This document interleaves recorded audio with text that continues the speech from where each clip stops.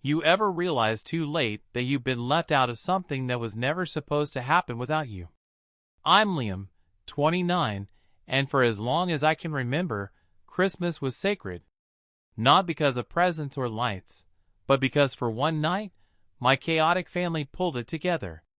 We gather in my parents' house in Burnaby, British Columbia, a noisy, wine-fueled chaos of off-key carols and oven disasters. It wasn't perfect, but it was ours. This year, I went all out. Sent my mom a new hand mixer because hers sparked last Thanksgiving. Got my sister Mia limited edition platform sneakers for her fashion blog. Even shipped a case of artisan cider for Dad, knowing it wouldn't last past Boxing Day. I wasn't expecting anything in return, just the usual chaos and a few hugs. So when I got the text on December 20th, I read it 3 times. Hey kids, after a lot of thought, we're canceling Christmas this year. Just too expensive, and with everything going on, we're keeping it quiet. Love you all. No call. No offer to meet halfway. No FaceTime. Just a bland message in the family group chat. Mia reacted with a thumbs up and changed the group photo to a sad snowman meme. That was it. I didn't push. I figured life was hard, inflation was real, and maybe they just needed peace. I made peace with it too. I lit a pine-scented candle, watched Home Alone, and tried to pretend my solo Christmas wasn't eating at me. Then came the Instagram Live. It was 8:07 p.m. on Christmas night. I was sipping cider, scrolling through stories when I saw Mia had gone live. Out of curiosity, or maybe that sick hope it was just her sulking with wine, I clicked. And there they were.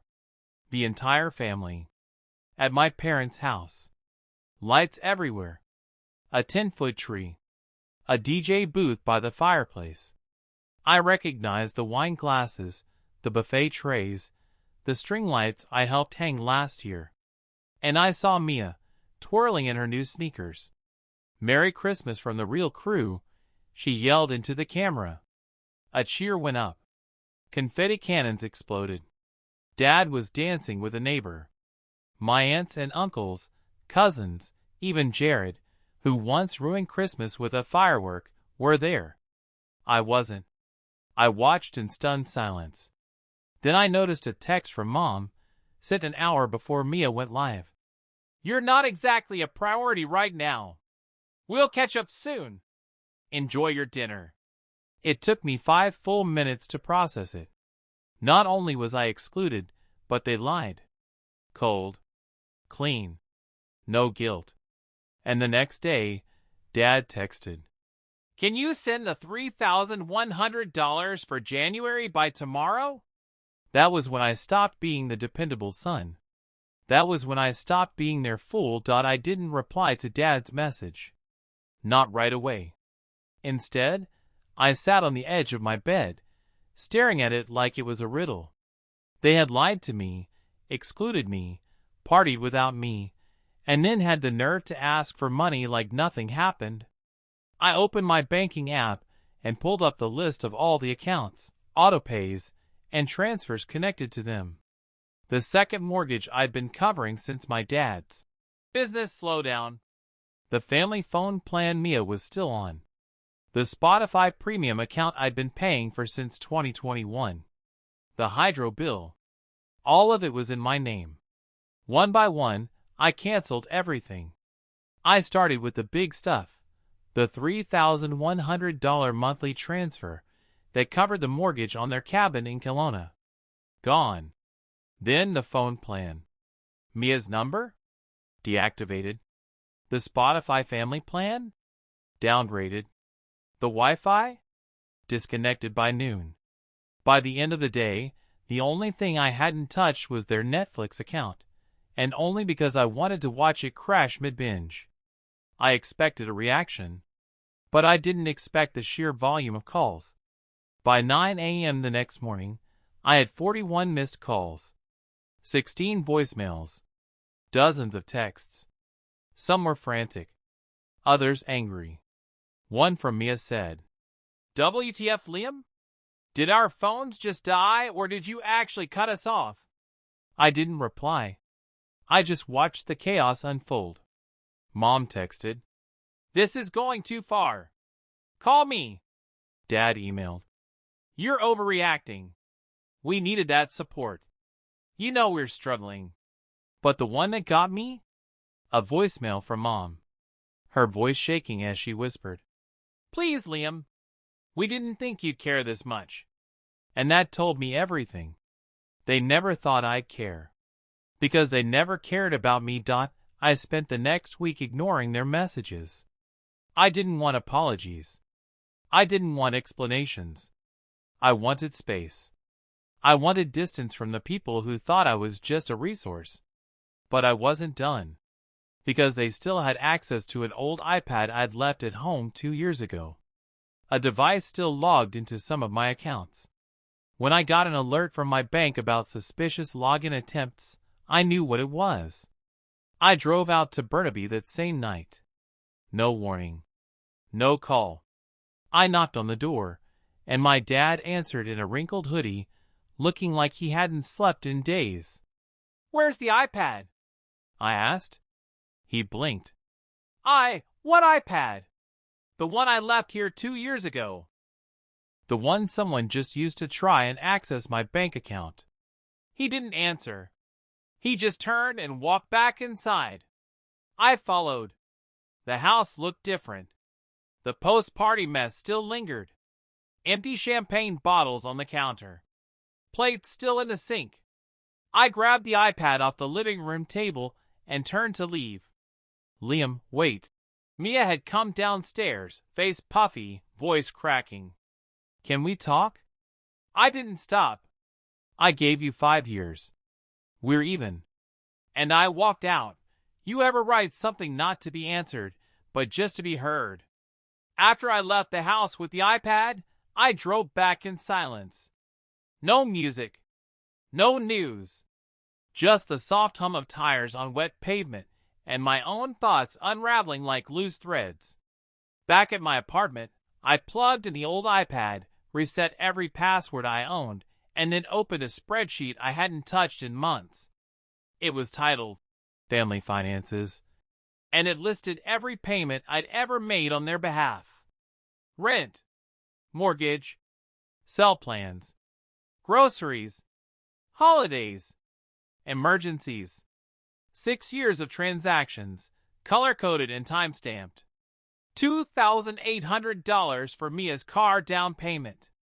$3,100 monthly mortgage, 27 times. $189 for Dad's prescription. $540 for a surprise birthday dinner for Mom. $19.99 per month for Spotify since 2021. $400 in Uber gift cards when their car broke down. Total, $82,460. And not one "thank you" that wasn't followed by another request. So I wrote them a letter. Not an email. Not a text. A letter. Printed on thick paper, signed in ink. I mailed copies to each of them, Mom, Dad, Mia, and even one to Aunt Debbie, who once said I was the lucky one for not having a family of my own. It read, "To those who share my last name, I'm not angry anymore. I'm not even hurt. I'm just done. Over the past 6 years, I gave you what I thought was love, stability, support, silence. But it wasn't love. It was compliance. It was buying peace with money I earned alone for a family who saw my reliability as weakness. This Christmas, you made it clear. I'm not part of the real crew. You gathered without me, lied without guilt, and then had the audacity to ask for my help the next day because you assumed I would always say yes. That version of me is gone. Enclosed is a receipt. Not for repayment. Foreclosure. A record of the years I spent showing up while you joked behind my back, partied without me, and treated my kindness like a subscription service. Don't reach out unless it's to acknowledge this letter, with no excuses, no spin, no guilt. If you don't, I wish you peace.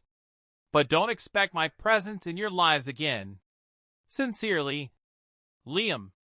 I included the spreadsheet with every dollar and date. I didn't want revenge. I wanted record. The next few weeks were quiet. I muted the family group chat.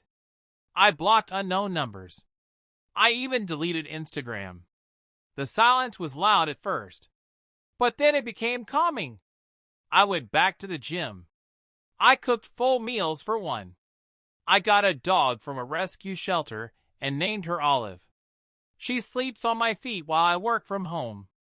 And for the first time in years, my bank account looked like mine. Not a shared wallet. Not a donation box. Mine. Then, in early February, a letter arrived. Handwritten. From Mom. She didn't beg. She didn't scold. She wrote, I read your letter. I don't agree with everything, but I understand why you're doing this.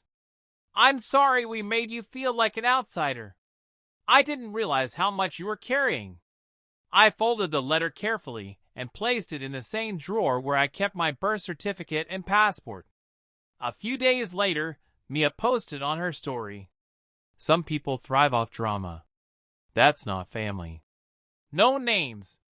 Just passive-aggressive enough to let the world guess. I didn't reply. I didn't care.